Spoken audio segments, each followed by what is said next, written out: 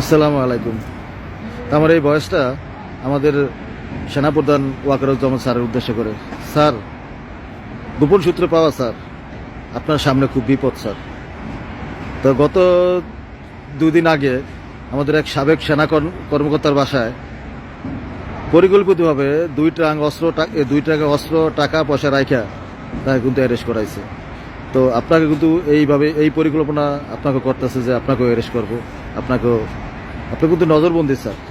তা আপনার আশেপাশে কিন্তু অনেক ড্রোন ঘুরতেছেন, আপনার গতিবিধি চেক করতেছে স্যার। আপনি কিন্তু দেখতেছেন বা না দেখতেছেন জানি না, এই ভিডিওটা আপনার উদ্দেশ্য। তো আমার এই ভিডিওটা সবাই বেশি বেশি শেয়ার করেন, যাতে আমার সেনাবাহিনীর যারা কর্মকর্তা আছে তাদের নজরে যায় এবং নজরে আসে। তো বাংলাদেশে এগুলোই চলতেছে এখন স্যার। আপনাকেও তারা অপসারণ করবে এবং পদত্যাগ করাবে বাধ্যতামূলক, নয়তো আপনাকে অ্যারেস্ট করবে। তো এই প্ল্যানিংয়ে তারা আগাইতেছে সামনে। হয়তো আপনার বাসায় এরকম কিছু হতে পারে, ট্রাঙ্ক ভরে টাকা রাখবো বা অস্ত্র রাখবে বা মাদক দ্রব্য রাখা আপনাকে অ্যারেস্ট করবো। এটা স্যার, এটা কিন্তু একদম সত্যি কথা স্যার। সেনাবাহিনীর যে কমান্ড এখন পাকিস্তানের লোকে চালাইতেছে, ওখান থেকে কিন্তু এই নির্দেশনাটা আসছে। তো আপনাকেও অ্যারেস্ট করার চিন্তা ভাবনা তাদের আছে। তো আপনি একটু সতর্ক থাকবেন স্যার, একটু সেফ থাকবেন স্যার। শেষ পর্যন্ত আপনি আছেন, একটু সেফ থাকবেন স্যার।